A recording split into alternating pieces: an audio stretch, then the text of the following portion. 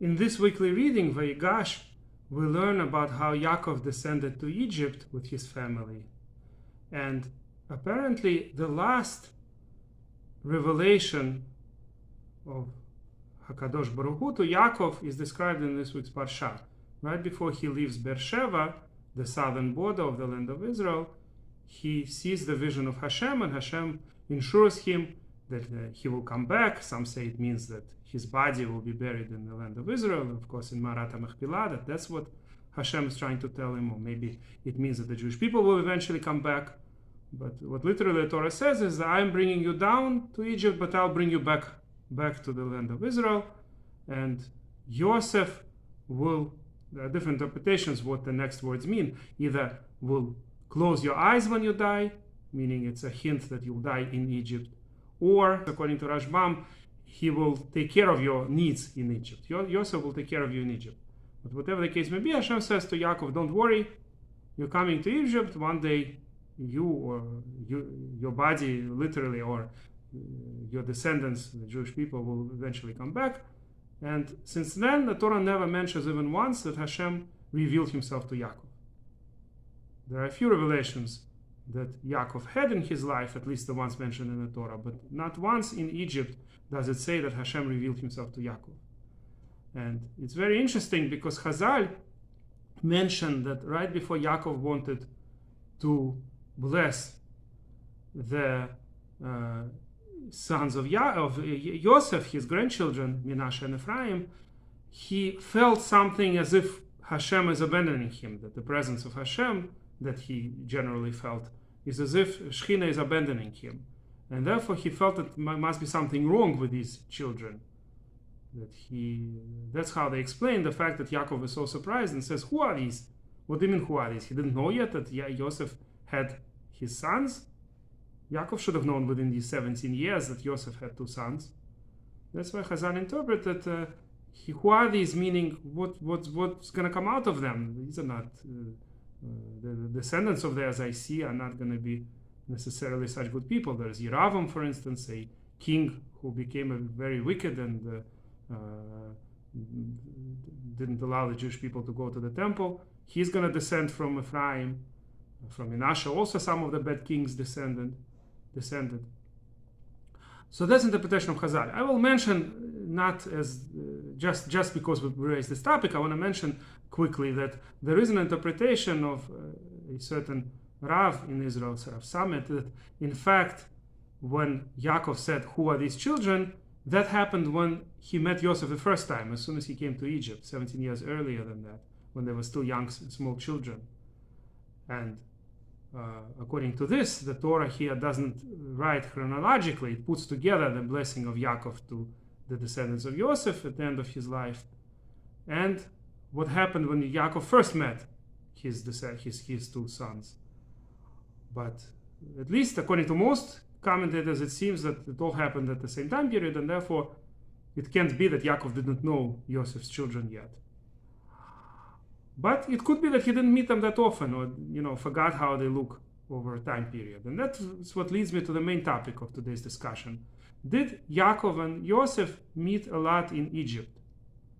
So we see that Hashem may have had some weaker level of revelation to Yaakov all the time. I mean, the prophet like Yaakov probably always felt the presence of Hashem. So at the time, according to Chazal at least, when he saw Yosef's children, he perceived something about their future. Also, when he was blessing his own children later, he also predicted some of the events that will happen to them. And Chazal say also the same story, that when they gathered around him, he felt that Shekhinah is departing him. He wanted to reveal to them what will happen in the end of days, but he saw that his prophetic spirit is not with him anymore, so he felt that maybe some of them are not so kosher. And that's when they said Shema Yisrael. According to Chazal, they said the verse that Moshe will later say in the book of Dvarim, Shema Yisrael, Hashem Elokeinu Hashem Echad. They told it to Yaakov. Listen, our father Yaakov, Shema Yisrael. Listen, Israel. Israel, of course, is another name of Yaakov.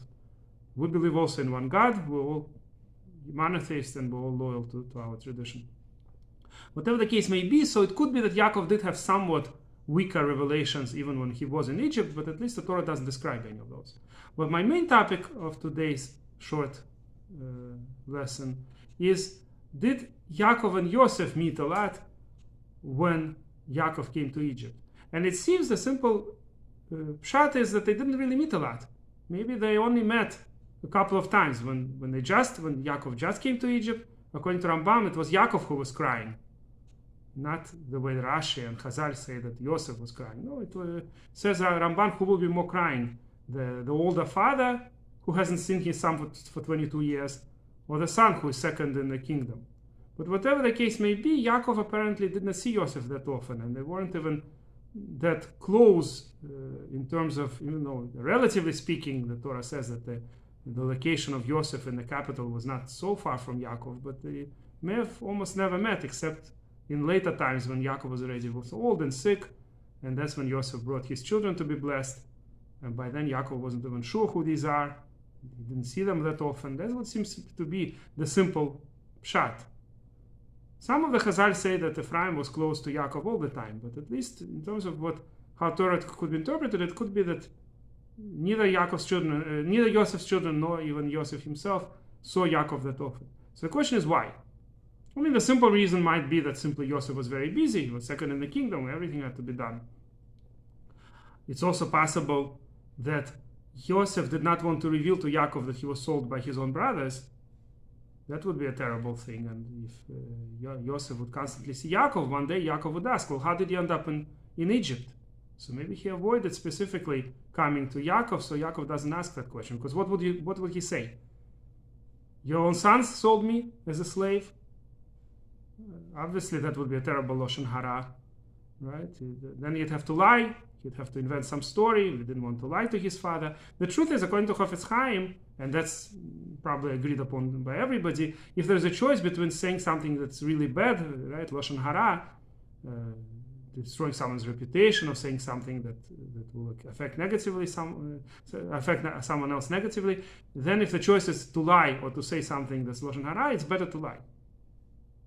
Lies, of course, is not a good thing at all, but saying something bad about someone is even worse. So, for instance, if a son is asked by the father or the mother, who did this to you? And it would be lashon hara to say, then it's better to say, I don't know, or have you seen who did this? Something like that, right? If they're asking something, it's better to somehow answer the way that it's not clear, what they call lishna demishtam litriapei, that you can interpret different ways. But if there's no other choice, it's better to lie than to say something bad. So probably Yosef would be forced to lie to Yaakov if he would be confronted and said, well, who sold you to slavery? How did you end up in Egypt in the first place? I don't know if Yaakov even knew that he was a slave at first, but whatever the case may be, Yaakov would certainly be interested to know, and Yosef would have to lie then and not tell him that his brother sold him to slavery. Now, I saw a very interesting interpretation in the book called Ateret HaMikra. And he says the following. We know in the laws of Shulchan Aruch, in the laws of respecting one's father, the son, of course, has to get up before the father. When the father comes in, he has to get up, if he was sitting before. But there are cases when the father has to get up before his son. If the son is a great rabbi, and the father learns from him, or in general, if the son will reach the level of being one of the greatest rabbis in the generation, then the father has to get up before the son. So Shulchan Aruch says then they both get up before each other. And there are certain situations that Shulchan Aruch brings that it's better that they live far away from each other. The situation like that may cause, in certain cases, that such problems, that it's better that they don't really see each other often. And that Maharam Mirottenberg, there was such a rabbi, very, very holy person. At some point he was taken to jail by a non-Jewish duke who wanted to extract a lot of money for his ransom from the Jewish community. And Maharam Mirottenberg paskened that they shouldn't pay more than the regular amount, because otherwise it would encourage them, the rulers, the German rulers, to do this all the time. They constantly take a rabbi into jail and force the community to pay huge amounts of money. So that's how he ended up staying all his life in jail and dying there. Can you imagine? So this Maharam Mirottenberg came from a regular family, not a family of great rabbis, and it says that once he became great rabbi, he basically tried to stay in a different city than his father. So I saw this explanation in Ateret Mikra that similarly Yosef, who was second in the kingdom and everybody had to constantly bow down before him and show respect to him, he didn't want his father to do that. And I guess there was no way for him to excuse his father from doing this, as this was the norm. So therefore he just tried to stay away, far away. That's why they didn't really see each other that often. Very interesting idea. By the way, the second dream of Yosef, where the sun, the moon, and the stars bow down before him. So it seems obvious that the sun means the father, and that's how Yaakov interpreted it. Now, his mother was dead already. Rachel was dead. It's actually hinted in that very verse when his father says, Ma hachalom hazeh asher chalamta havo navo, etc. What is this dream you saw? Will me and your mom come and bow down to you? So in the letters of the words asher chalamta havo navo, it's actually, if you read from the letter Reish in the word asher, it says exactly Rachel meta asher chalamta havo. Look at the letters. Reish, chalamta chet lamed, Rachel, mem tav hey. Rachel meta. So it cannot be. Your mother is certainly not the moon here. So Rashi brings one of the interpretations that here the moon is Bilha, who was in the place of Rachel, his stepmother in a certain sense. But whatever the case may be, where did it get fulfilled that his father would prostrate himself before Yosef? So Chazal say it happened actually at the end of Yosef's life when they did meet, and when the father requested that he'd be buried in the land of Israel. Only Yosef could fulfill that request. And it says, V'ishtachu Yisrael rosh hamita. Then Yaakov, Yisrael, prostrated himself on bed. So Chazal say that's when this got fulfilled. The dream of Yosef finally got fulfilled at the end of Yaakov's life. And on this I'll end. If you like this video, please press like and please subscribe to our channel.